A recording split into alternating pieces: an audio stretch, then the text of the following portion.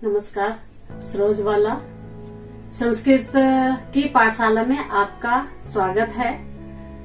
कल हमने वर्ण विचार पर प्रकाश डाला था कि वर्ण विचार क्या होते हैं संस्कृत में। आज हम उन वर्ण विचारों को किस प्रकार किस तरह से हम बोल सकते हैं, कौन कौन से उनके स्थान हैं। तो आज हम उस क्लास लेते हैं। उच्चारण स्थानानि, उच्चारण स्थान। जो हम स्वर और व्यंजन को बोलते समय जीभ मुख के जिस भाग को स्पर्श करती हुई वायु बाहर निकलती है, वो जो वर्ण निकलता है उसको उच्चारण स्थान कहते हैं। सबसे पहले हम जो हमारे स्वर और व्यंजन हैं उनको किस तरह से बोलेंगे।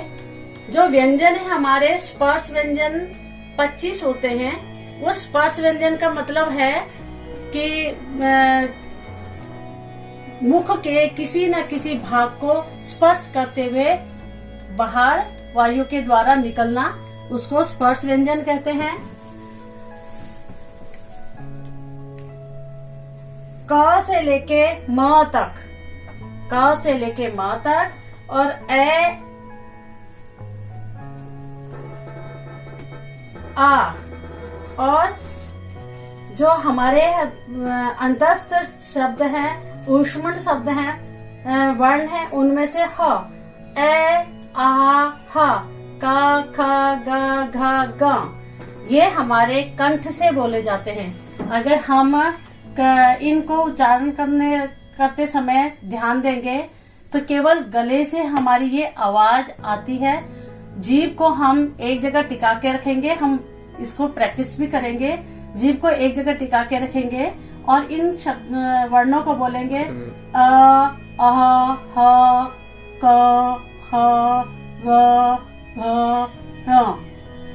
इनको बोलते वक्त हमें जीभ की सहायता नहीं लेनी पड़ रही है, ये स्वतः ही कंठ से इनका उच्चारण हो रहा है।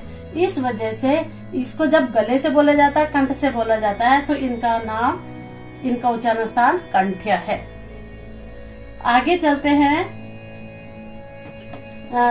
अगला है च वर्ग। च वर्ग को जब हम च छ ज झ या ई य श, इनको बोलने के लिए हम जब जीभ हमारी किसी स्थान को छूने की कोशिश करती है,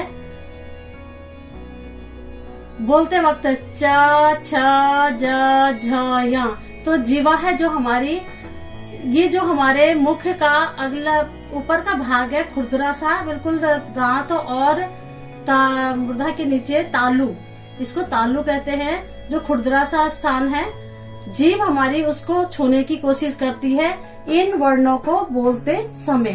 तो इसलिए ई य श च छ ज झ य, इनका स्थान तालव्य हो जाता है।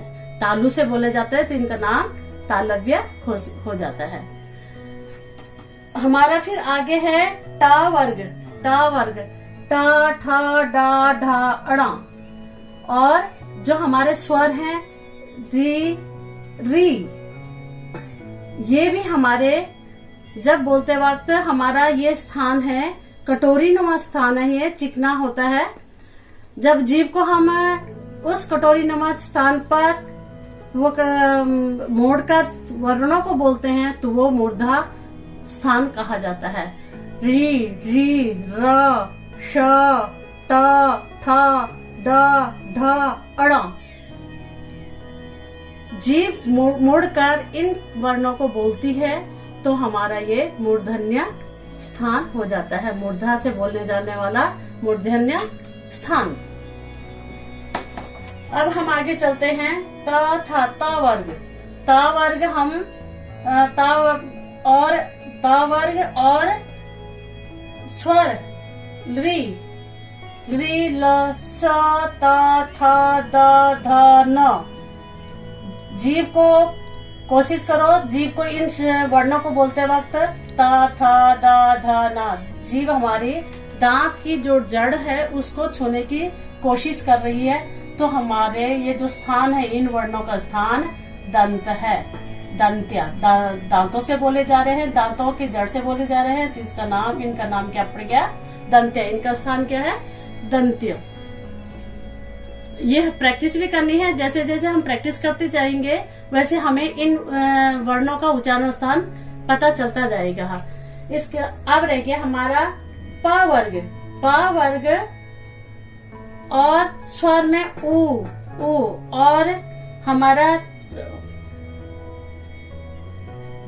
उ प फ ब भ म।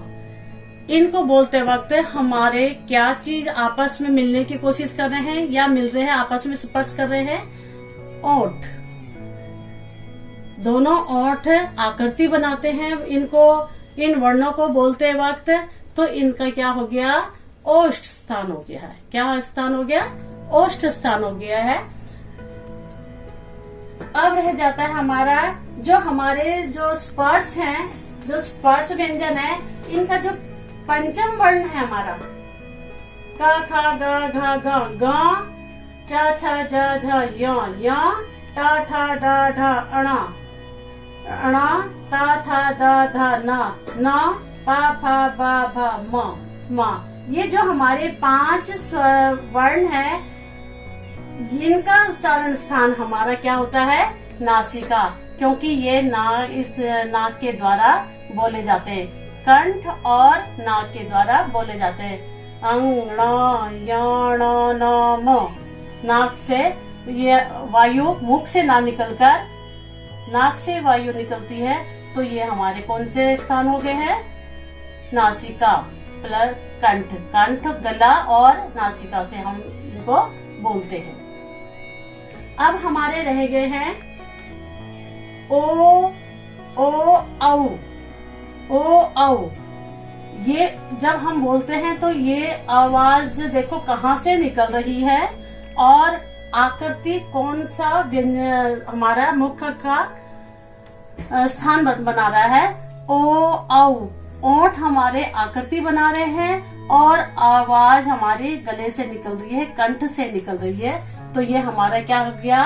कौन सा स्थान हो गया? कंठोष्ठम। कंठोष्ठ हिंदी में क्या बोलेंगे? कंठोष्ठ। संस्कृत में कंठोष्ठम।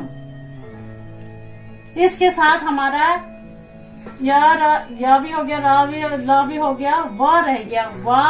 व हमारा भी गले से और दांतों से, व ये दांत आपस में मिलने की कोशिश करते हैं, व, और गले से वायु निकलती है, स्वर निकलता है, तो क्या है? व दंतोष्ठम। क्या उच्चारण स्थान हो गया इनका? दंतोष्ठम। अब इसके बाद हमारा एक रह गया है स्वर ए आई। ये क्या है हमारे? ए आई। देखो जीभ हमारी किस साइड में जा रही है? ए आई। जीभ हमारी तालु की ओर जाती है और आवाज कहाँ से आती है? इसका स्वर कहाँ से आता है? गले से। तो इसको क्या बोलेंगे? कंठ तालु। ए आई का उच्चारण स्थान क्या हो गया? कंठ तालु। ये हमारे उच्चारण स्थान है। अगर हम सही तरीके से अपने मुख के अंगों को स्पर्श करते हुए इन वर्णों को बोलेंगे तो हम शुद्ध हिंदी या संस्कृत हम बोल सकते हैं, वर्णों का शुद्ध उच्चारण कर सकते हैं। हमारे पास एक संयुक्त वर्ण होते हैं ए आई ओ औ और अक्षर त्र ज्ञ। ये उच्चारण स्थानों में नहीं गिने जाते हैं, ये संयुक्त वर्ण होते हैं, इसलिए इनको अलग से ही है, क्योंकि ये दो वर्णों का या व्यंजन और दो व्यंजनों के मेल से बनते हैं या दो स्वरों के मेल से बनते हैं, इसलिए इनको संयुक्त वर्ण या मिश्रित वर्ण कहा जाता है।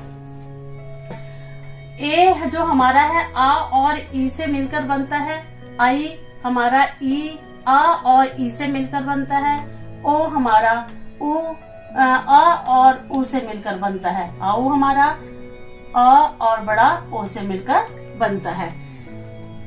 क्षत हमारा का और शा से मिलकर बनता है, त्र, त प्लस र, दोनों को मिलने से त्र बनता है। ज्या, जा और यहाँ से मिलाने पर हम ज्ञ का उच्चारण करते हैं। तो ये हमारे उच्चारण, वर्ण विचार और उच्चारण स्थान है। इनके माध्यम से अगर हमने इनकी अच्छी प्रैक्टिस कर ली है, अच्छी तैयारी कर ली है, तो हम इनका उच्चारण बहुत अच्छे तरीके से कर सकते हैं। अब इस क्लास के बाद अगली क्लास के लिए हम रेडी रहेंगे। अभी तक के लिए धन्यवाद।